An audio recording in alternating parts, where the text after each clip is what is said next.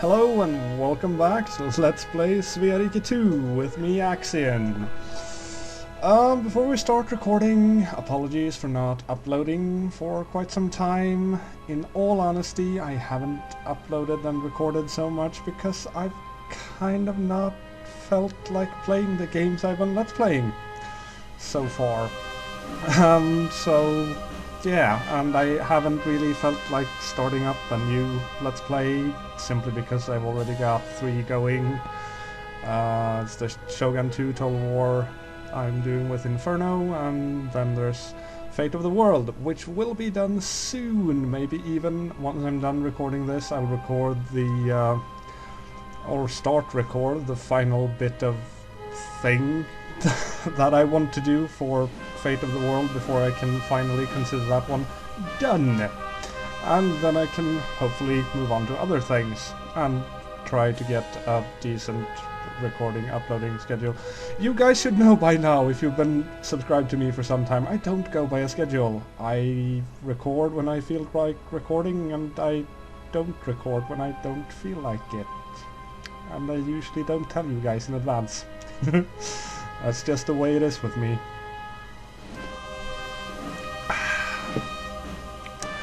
It's also the way it is with me to be drinking coffee while I'm recording.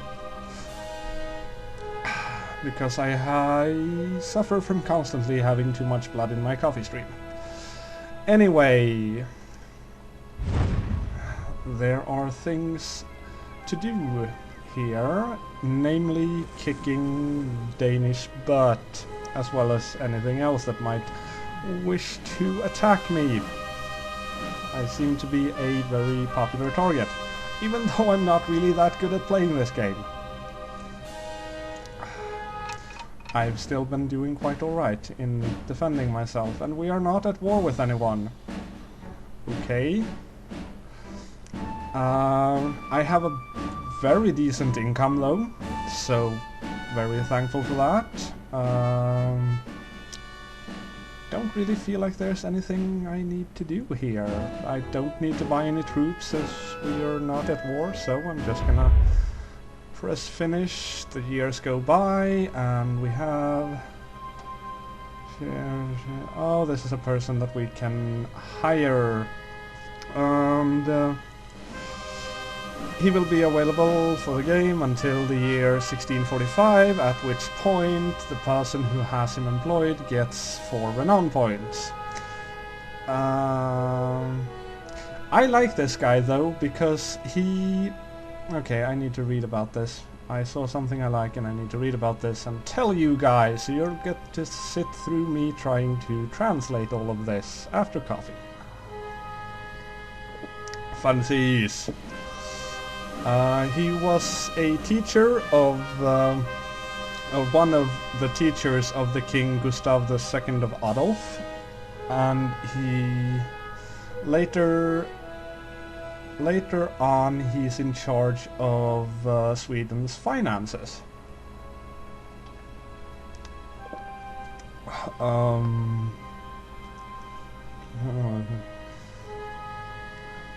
Oh, I see. When the king dies, he gets into a disagreement with a person named Acciyn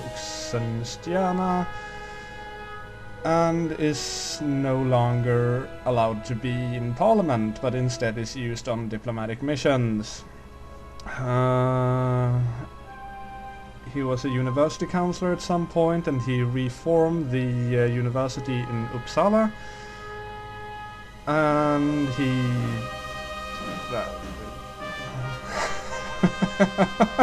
Okay, how do I translate this?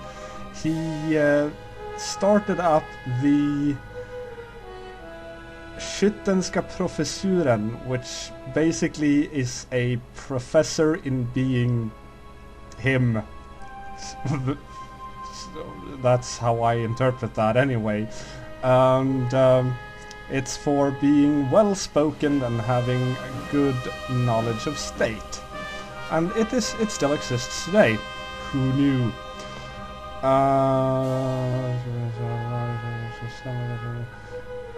Oh, he is also tasked with altering the law of the Baltic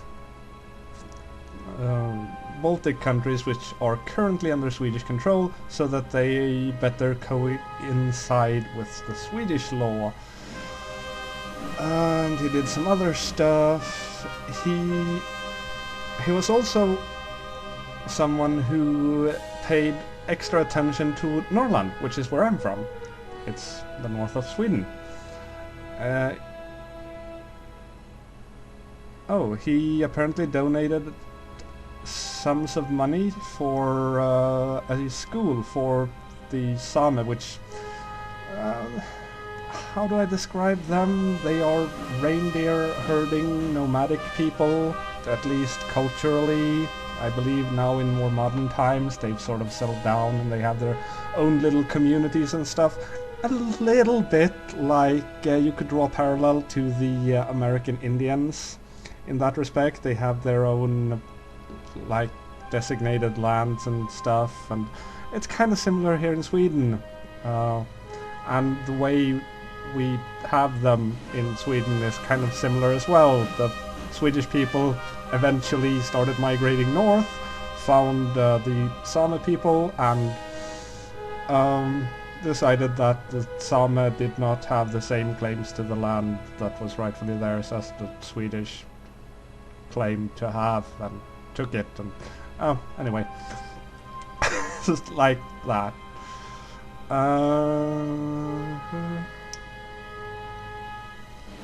He made it in a city called Lycksele. The school still remains,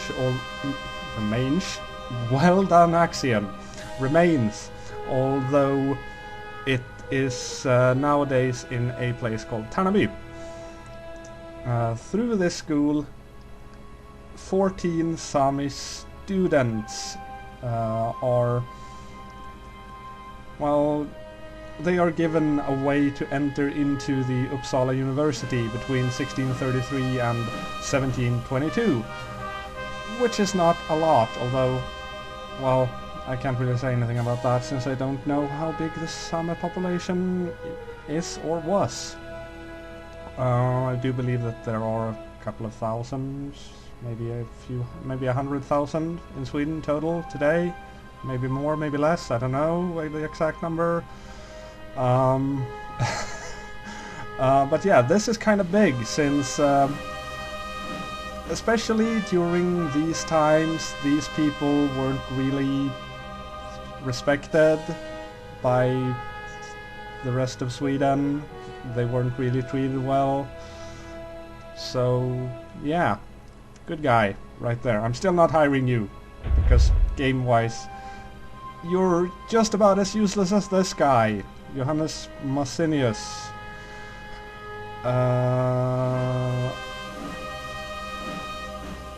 I could build universities with this guy without having a church in my provinces.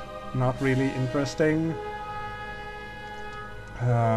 Student of a Jesuit school, among other things. A professor at the Uppsala University, where he is very popular among the students. Later on, he starts a feud with the Arch-Lutheran Johannes Rudbeckius.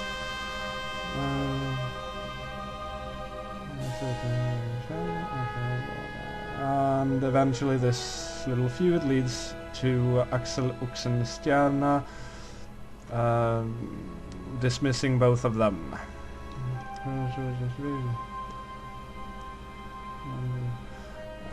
Due to his schooling as a Jesuit, he is also suspected of being a Catholic agent and is imprisoned, where he writes a Swedish story which... Wait, what? Oh, that's interesting. He writes a Swedish story which is sort of revolutionary for the time, because of the fact that he writes it in a way where he is trying to actually be impartial.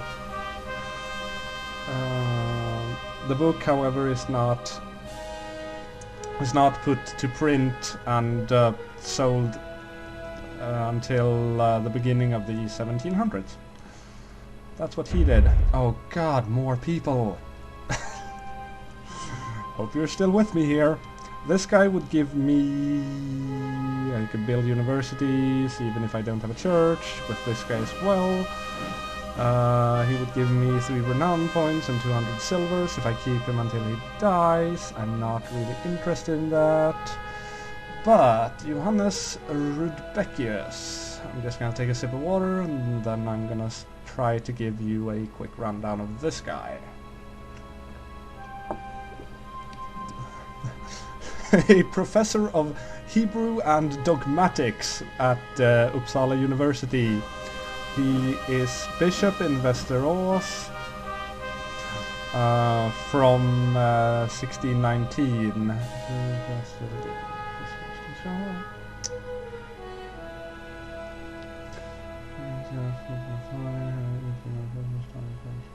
Oh, he started the first Swedish gymnasium, which is not like a training facility or anything. It's actually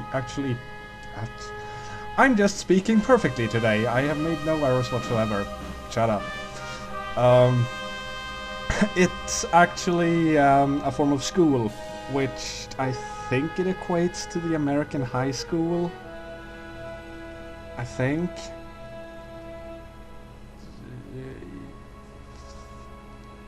Something like that.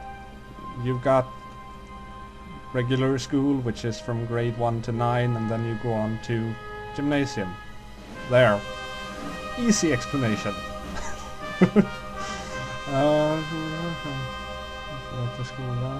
Oh, he was sent to Estonia to improve the schools over there as well.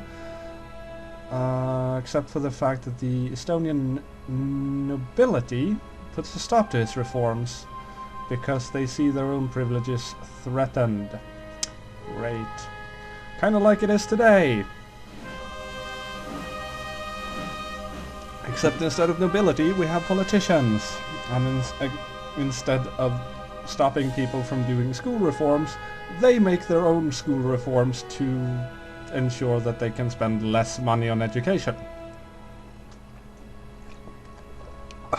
Oh, time. Many things you can change, but not people of power.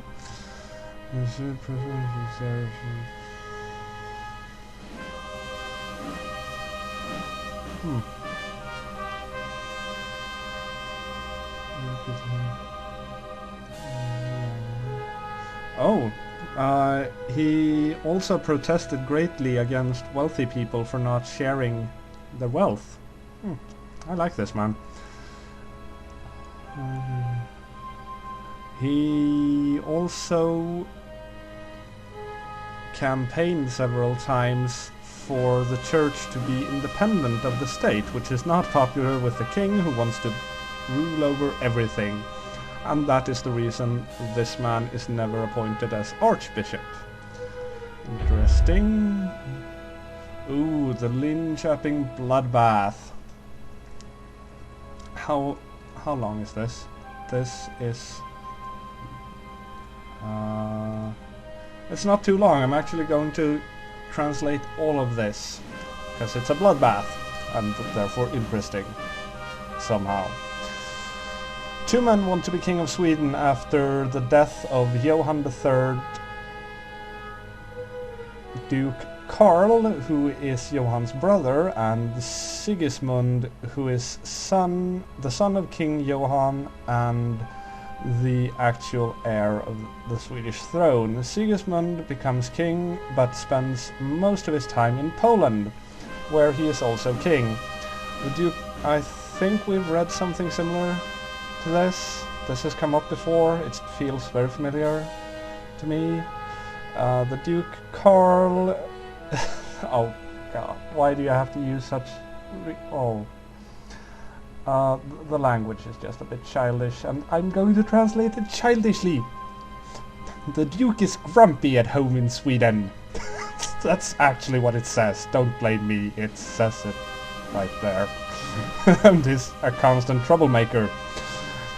So in 1598, Sigismund tires of his unruly uncle and sets foot in Kalmar with an army.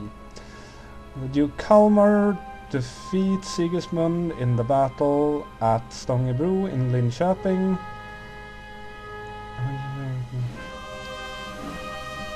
Oh, really? Oh, okay.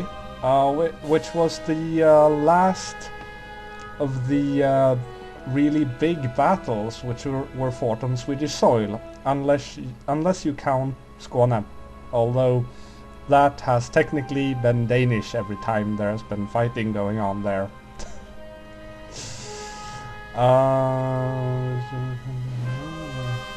The Duke arranges a public trial and acts as the prosecutioner, although